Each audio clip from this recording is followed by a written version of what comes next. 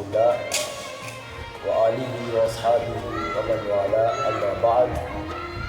Ashukuriwe Allah subhanahu wa ta'ala, Allah ambaye ametupa uwezo wa kufika katika nafasi hii tukufu. Lengo kubwa ni kuweza kumfikishia ujumbe yule ambaye kwamba aliyesahau, na ndio maana tukaambiwa fadhakir fa inna dhikra tanfa'u al-mu'minin.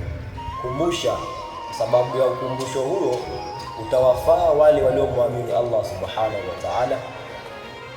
Kwa hiyo ndugu zanguni, sina la kuweza kuambia katika siku ya leo isipokuwa ni jambo la kuhimizana kutoa kwa ajili yake Allah subhanahu wa ta'ala, kwa sababu kutoa kuna fadhila nyingi sana, kuna ubora ambao kwamba lau mwanadamu ataoneshwa siku moja na Allah subhanahu wa ta'ala, maisha yake yote mwanadamu huyo ataishi kwa kutoa kwa ajili yake Allah subhanahu wa ta'ala. Na tukisema kutoa tunakusudia nini? Tukisema kutoa ni kutoa sadaka yako, ima sadaka yako iwe ni pesa, sadaka yako ununue zitabu, sadaka yako utoe usia wowote ule ambao kwamba utakuwa na manufaa kwa mwenzako, sadaka yako umfunze ndugu yako kazi aweze kujua kazi. Hii ni sadaka ambayo kwamba inayoendelea.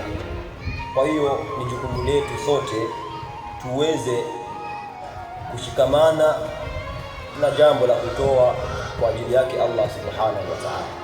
Na tukiangalia katika kutoa, tunaambiwa na Mtume wetu Muhammad sallallahu alaihi wasallam katika Sahih Bukhari hadithi ya 1442, anatuambia kwamba ma min yaumi, hakuna katika siku, yusbihu al-ibadu fihi, kwamba ukiwa na asubuhi waja ndani ya hiyo siku, illa malakani, isipokuwa kuna malaika wawili yanzilani, kushuka duniani.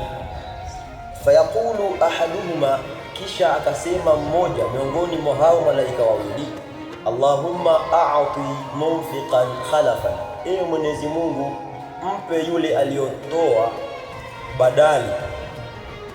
Umetoa sadaka yako iwe ni shilingi 150, yani kadri ya uwezo wako, utaombewa dua na malaika huyu mtukufu akisema Allahumma a'ti munfiqan khalafan, ewe Mwenyezi Mungu mpe aliyetoa badali. Wa yaqulu al-akhar, kisha anasema mwingine malaika wa pili kwa yule ambao kwamba anayeziwia kutoa, akimwombea dua Allahumma a'ti mumsikan talafan, ewe Mwenyezi Mungu mpe yule ambao kwamba aliyeziwia sadaka yake kuweza kuitoa maharibikio. Kwa hiyo hizi ni dua ambazo kwamba malaika tuombea sisi waja wake Allah subhanahu wa ta'ala. Kila mmoja atazame ni dua ipi inayomfaa ili aweze kushikamana nayo katika mambo yote haya aliyoweza kuyaongea. Nimwomba Allah subhanahu wa ta'ala atujalie tuwe wenye kusikia mambo mazuri na tuwe wenye kuyafuata.